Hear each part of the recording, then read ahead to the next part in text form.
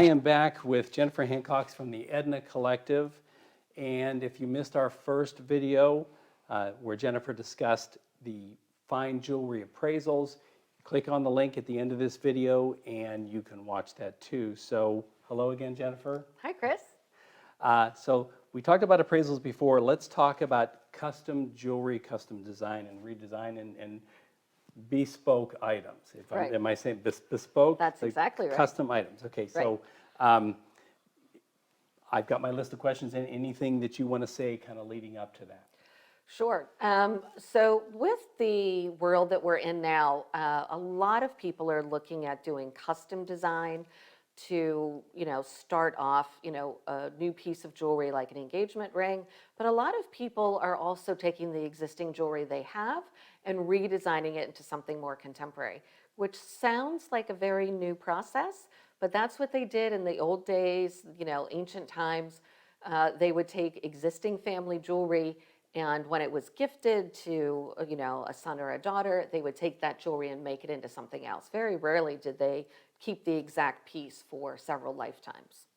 So I guess that would relate back to the appraisals, right?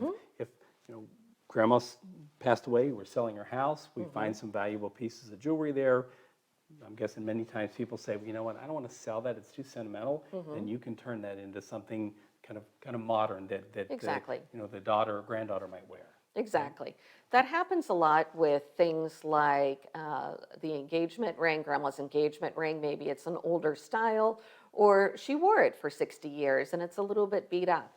So we can refurbish that, or we can take the stones out and put it into something else. Pendants are really popular. If you have something that has a lot of small stones, you're doing diamonds by the yard style necklaces. And then, of course, the ever popular brooch that Grandma had. Okay, Everybody has brooches. We don't wear them nowadays, so those are a big fun one to turn into something new because they usually have a lot of gemstones. Right. Yeah.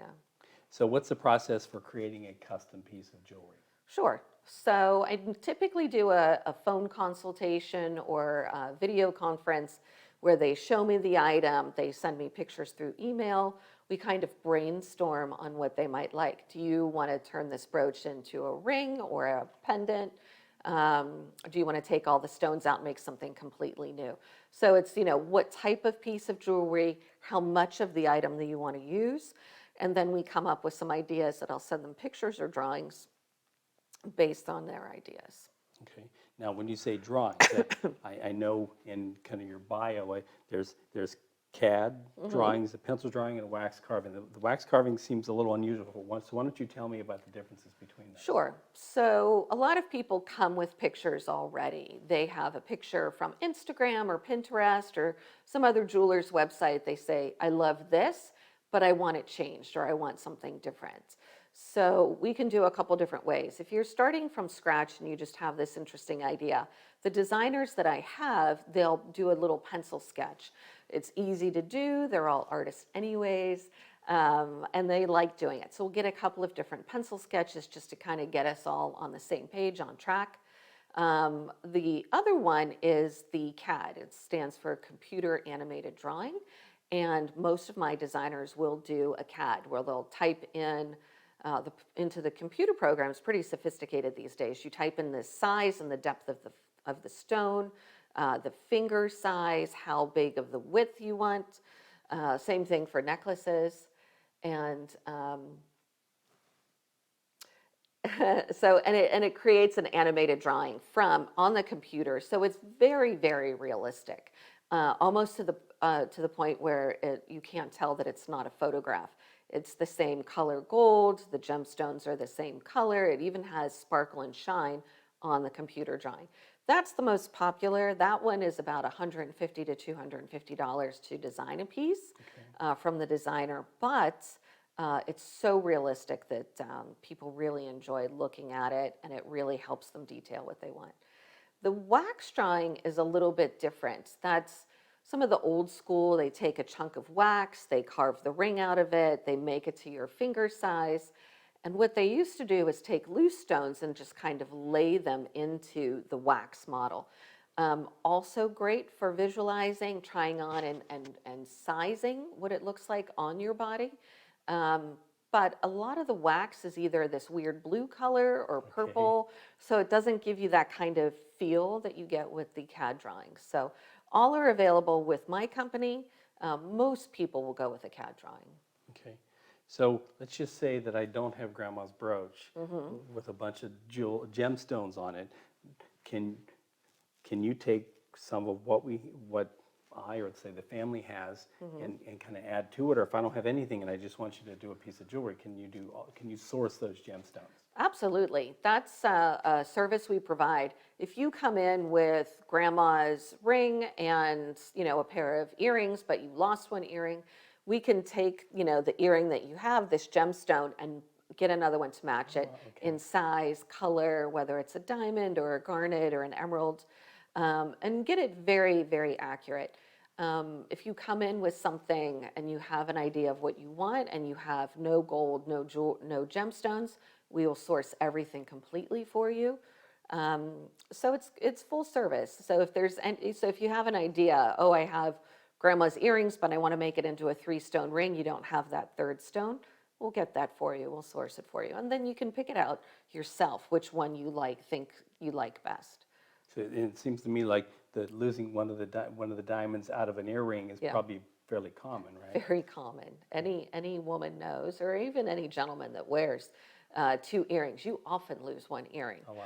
You like to think you can find it on the carpet, but a lot of times it's the cat or the dog that Oh, plays with right, it, and right. then out the door or down the radiator vent. Yes, I'm familiar with All the the time. cats doing things like that, yeah. So what's the cost to make a bespoke piece? So it depends on how big it is and how elaborate. Usually engagement rings, if you're sourcing the diamonds and you want, a classic engagement ring, not terribly thick or big or with a lot of diamonds, we're looking at about the $2,000 mark for the ring. The diamond or gemstone that you put in, of course, is a different price. The CAD drawing, like I said, is $150 to $250. The same thing with the wax because it's the time for the designer. But that cost is applied towards the price of the new piece. Some things, if you have grandma's brooch and you just want to take out the center stone and make it into a pendant, really it's only the cost of the pendant, depending again on how big the stone is, but that can be anywhere from $90 to $200, and then the labor to set the stone, about $100, $150, depending on what it is. So not a lot of money to kind of refurbish.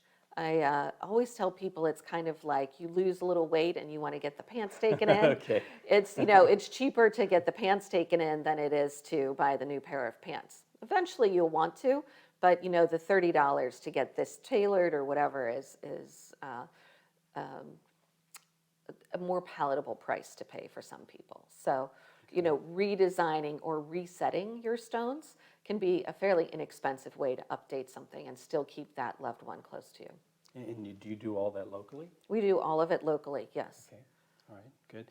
And so let's say that I had 2 options. One is brand new piece from scratch, or redesigning a piece. What kind of time frame are we looking at? So to design something from scratch completely, you come in, you want to buy an anniversary ring for your wife, you have an idea. Usually it's about 6 weeks, kind of soup to nuts. 6 weeks from the first phone call and just looking at it.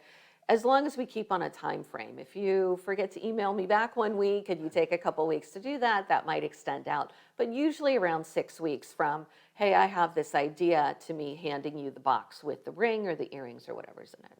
Okay. What was your favorite custom piece of jewelry that you had made recently, or that you made recently? The one we do the most is taking grandma's wedding ring or wedding band, and we make it into a necklace where there's stations like diamonds by the yard. But the favorite one that I had is this lady inherited all these items from her father. A pen that had sapphires on it from when he retired, a tie clip, some cufflinks that didn't match. And what we did is we took all the gemstones out, we melted the gold, but what we made for her was a very thick, wide band that incorporated all the stones from her father's jewelry. And she we made it for her. She loved it. It was very rustic looking, and I see her in the grocery store sometimes, Oh, and that's she's cool. always like, "Hey, I got my ring on." Right. That was my personal favorite because it was her father's jewelry, and it was stuff that you thought, it's on a pen. They might have thrown it away, but we ended up using those 3 sapphires with some other gemstones as well. So, Cool. yeah. Now, and I'm sure that somebody's come to you with some, I'm going to call it a crazy idea. Oh, yeah. Where you're like, I can't really do that. So any Right. stories on that? Yeah, we had a lady who had gone on like a rock hunting trip, like geology, that kind of thing. And she found an opal in a mine, and they let her take it home and that kind of thing. And it was kind of large, and she was trying to make it into a pendant, but it wasn't very pretty. We couldn't drill into it. She wanted something on it, and we just couldn't make it work. And I felt bad that I wanted to do something, but we suggested putting it on a pedestal and putting it on the bookshelf with some information. So we were able to do that for her. But yeah, we couldn't make it into a pendant without cracking it or having to refinish the stone itself. So All right. yeah, that was a bummer. That was one I lost. But Okay. So any other questions I didn't ask that you wish I had? I think the question I get asked a lot is, definitely time frame, definitely cost. But I would make a suggestion is do a little bit of research before you're looking for a custom ring, because I do get a lot of people that want an engagement ring, a good sized diamond, pretty yellow gold, and they only want to spend $1,000 or $2,000. But a 1 carat diamond can be anywhere from $10,000 to $15,000, depending on what color and clarity you're looking for. So just do a little bit of research on what you're looking for first, so that there's no sticker shock for you. I mean, I'm happy to work within any budget and price anything, but just to, have some realistic ideas on what you're looking for is good. Okay, good. And finally, how do people find you on social media? Sure. So the name of the company and the name of the website are the same. It is the Edna Collective. And on the website is everything from appraisals, custom design, as well as ready-made designs. And if you want to follow us on social media for some like cool pictures of fun jewelry, the before and after pictures, we're both on Instagram as well as Facebook under the Edna Collective. Anybody can follow us, and I'd love to have more joiners. Well, thank you. I'm very happy that you joined us today to do a little interview.